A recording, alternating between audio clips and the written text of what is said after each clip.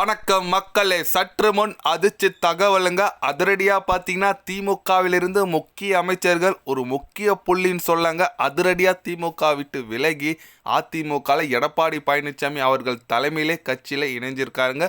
அது மட்டும் இல்லாமல் கட்சியில் எனக்கு முக்கிய பொறுப்பு கொடுங்கன்னு சொல்லிட்டு உரிமையோடு கேட்டிருக்கதான் தகவல் வந்திருக்குங்க. திமுகவோட முக்கிய அமைச்சர் ஒரு தூண்னே சொல்லலாம். அது யார் திமுக விட்டு அதிமுகவுக்கு வந்தாங்க, எத்தனை எம்எல்ஏக்கள் கூட வந்தாங்கன்னு சொல்லிட்டு வீடியோவில் டீட்டெயில்டாக பார்க்கலாம் வாங்க. ஆமாங்க, இப்போ பார்த்தீங்கன்னா பொன்முடியை ஆல்ரெடி திமுக விட்டு நீக்கி வச்சுருக்காங்க. அவர் கொஞ்சம் ஆபாசமாக பேசினார் சொல்லிட்டு இப்போ பார்த்தீங்கன்னா பொன்முடி நேராக அதிமுகவில் இணைய போகிறாங்க. எடப்பாடி பழனிசாமி அவர்கள் ஆல்ரெடி நேரில் சந்தித்து பேச்சுவார்த்தை போயிருக்கு. அவருக்கு ஒரு அமைச்சர் பதவி 2026 தேர்தலில் வெற்றி பெற்றால் கண்டிப்பாக ஒரு அமைச்சர் பதவி தரப்போகிறதாகவும் எடப்பாடி பழனிசாமி சொல்லியிருக்காரு. அது மட்டும் இல்லாமல் பொன்முடி இல்லாமல் செந்தில் பாலாஜி, சேகர் பாபுலாம் கூட பேச்சுவார்த்தை நடத்திட்டு வந்துட்டு இருக்காங்க அதிமுகவில் இணையறதுக்கு. கண்டிப்பாக 2026 தேர்தலில் கண்டிப்பாக அதிமுக தான் ஆட்சிக்கு வரும். அதெல்லாம் நாங்கள் இப்படி வருவோம்னு சொல்லிட்டு கட்சி மாறுறது இயல்பு தான் அரசியலை பொறுத்த வரைக்கும். ஏன்னா சேகர் பாபு, செந்தில் பாலாஜி இதுக்கு முன்னே அதிமுகவில் இருந்தவங்க தான், இப்போ திமுகவில் இருக்காங்க. அந்த மாதிரிலாம் அதெல்லாம் நம்ம இயல்பாக தான் எடுத்துக்கணும். அதனால் கண்டிப்பாக இப்போது ஏன் கட்சி விட்டு மாறுறாங்கன்னு சொல்லிட்டு ஒரு கேள்விக்குறி வருதுங்க. அவங்களுக்கே தெரிஞ்சிச்சா 2026 தேர்தலில் திமுக வரத்துக்கான வாய்ப்புகள் கிடையாதுன்னு சொல்லிட்டு ஒரு பேச்சுவார்த்தை போயிட்டுருக்கு. அது பொறுத்து வந்து பார்க்கலாங்க. ஏன்னா எடப்பாடி பழனிசாமி அவர்கள் பார்த்தீங்கன்னா கூட்டணி பலம் பார்த்தோன்னு சொல்லிட்டு செமையான ஒரு திட்டத்தை போட்டுட்டு வந்துட்டுருக்காருன்னு சொல்லாங்க.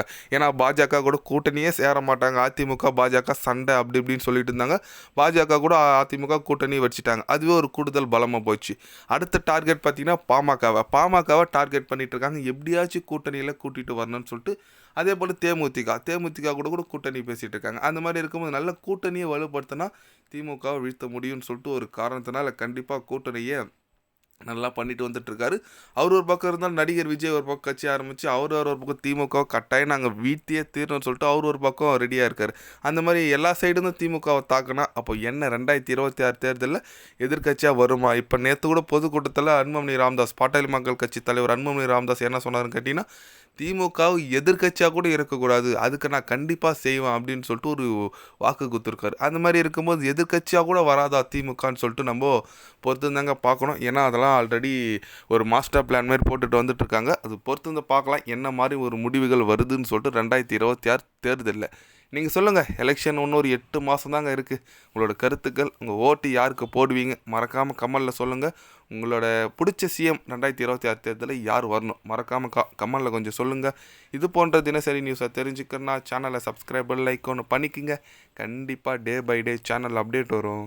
மறக்காமல் சப்ஸ்கிரைப் மட்டும் கொஞ்சம் பண்ணி வச்சுக்கோங்க. நன்றி, வணக்கம்.